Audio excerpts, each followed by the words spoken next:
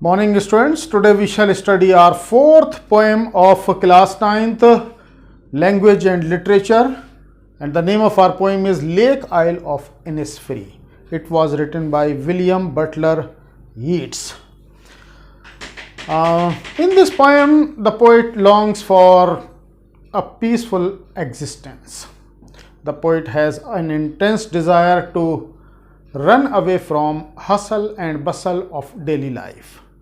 The poet wants to avoid the harsh, noiseful life of the city and want to live in the peace and tranquil area or the place of Lake Isle of Innisfree. The poet is fed up of the sound and fury of the city life and wants to enjoy his time in the Isle of Innisfree. So these are some of the desires of not only poet but everybody. Life in the city is always full of fear, worries, disappointment, depression and host of others, and everybody wants to escape from the harsh realities of the city life, which takes a heavy toll on the mind and body of everybody. So the poet William Butler Yeats also wants to avoid the hustle and bustle, the commotion and ruckus of the city life and want to live in peace and tranquil surrounding of the Isle of Innisfree. Now let's have the paraphrasing of this. And its well-known poem explores poet's longing for peace and tranquility of Innisfree, a place where he has spent a lot of time as a boy. The poem is extremely lyrical in form, and the poet has spent quite a lot of time as a boy on the Lake Isle of Innisfree, and now he has the intense desire to spend rest of his life on the same island. What were the things that enchants the poets towards the Lake Isle of Innisfree? What are the attraction that always attract the poet towards the Lake Isle of Innisfree? Let's see here in this poem. So now the poet says that I will arise and go now and go to Innisfree. I represents the poet. The poet has the intense desire to stand up and go to the Isle of Innisfree. The poet has intense desire to the peaceful and tranquil area of the Lake Isle of Innisfree. He wants to stand and go to Innisfree and a small cabin built there of clay and wattles made. The poet does not want to live in the house of bricks and mortars. The poet just wants to live in a simple house that is made of clay, mud. Some mud house, it's a small hutment, and that is made of clay and wattles. So that are the small pieces of sticks which are used for fencing. Poet wants to live in the small house made of clay and the wooden logs and live alone in the beloved glade. 9 beans a row over I will have there. So in order to feed, the poet wants to grow the 9 rows of beans just nearby his wooden cottage. A hive for honeybee. He want to have a hive of the honeybees in order to get honey. Live alone in the beloved glades. So this whole glades, that whole open area will have the buzzing, beautiful sounds of the honeybees. So poet wants to live in this peaceful, tranquil area of the open area where he will hear only the sounds of the honeybees. And the second stanza, and I shall have some peace there. The poet wants to enjoy the peace, tranquility of the Isle of Innisfree. Peace comes dropping slow because the coming of peace is very slow and gradual process. The peace will not come all of a sudden when the area will be tranquil and peaceful. the poet will enjoy the peace slowly, gradually. Dropping from the wheels of morning to where the cricket sings. Dropping from the wheels of morning. In the island of Innisfree, the morning will be cloudy. There will be overcast condition, and it will look as the morning has a wheel on its face. And this wheel of the morning will give peace to the poet. And where the cricket sings, the male cricket insects will sing, and the singing of male cricket insect will give peace to the poet. Their midnights all glimmers. In the midnight, the stars will glimmer, the stars will glow, and the poet feels the glimmer, the shining of the stars during the midnight in the Lake Isle of Innisfree, and this shimmer of the stars will give peace to the poet. Noon, purple glow, and during the noon the sun will glow, and the light of the sun will be purple glowish, and it will give peace and tranquility to the poet. In the evening, full of linnets' wings. So in the evening, the poet will see the birds linnet flying in the sky, and this flying of linnet birds will give peace to the poet on the Lake Isle of Innisfree. Now the third stanza.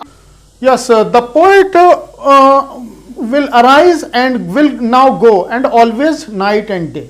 So every time around, night and day means every time around when the poet will be there on the Lake Isle of Innisfree, hear the lake water lapping with low sounds by the shore. The poet will always be spellbound by the water of the lake lapping the shore, beating the shore. Whenever he will be away for some work, he will always hear or feel the echo of the lake water beating the shore, and this will give immense peace to the poet. While I stand on the roadway or in the pavement grey. So whenever the poet will be away from it, whether on the roadway or in any of the pavement with plenty of grass, the poet will always feel the echo of the water of the lake in his heart. I hear it in the deep heart's core. He will always feel this echo of the sound of lake water in the inner core of his heart. The first question is, what kind of place is Innisfree? Think about. Innisfree seems to be a very peaceful and tranquil place where the poet has spent his boyhood, and it is always in the longing and wish list of the poet. The three things the poet wants to do when he goes back there. The three things that the poet wants to make in the islands of Innisfree is that he wants to make a hut, a small cottage made of clay and wattles. And one thing, he wants to grow the 9 rows of beans in order to feed on. The poet wants to have a honey beehives. What he hears and sees there and its effects on him. The poet listen to the song of the male cricket insect, and it gives a very peaceful impact on, it casts a very peaceful impact on the poet. And poet also listen to the song of the honey bees from the beehives, and it also gives a very peaceful effect to the poet. Apart from this, the poet wants to see the linnet birds flying in the sky during the evening in the islands of Innisfree, and it also casts a very peaceful impact on the poet. So what he hears is heart's core even when he is far away from Innisfree. Whenever the poet is away from Innisfree, he always feel in the core of his heart the lapping sound of the lake water beating or lashing the shore. Our next question is, By now you may have concluded that Innisfree is a simple natural place full of beauty and peace. How does the poet contrast it with where he now stands?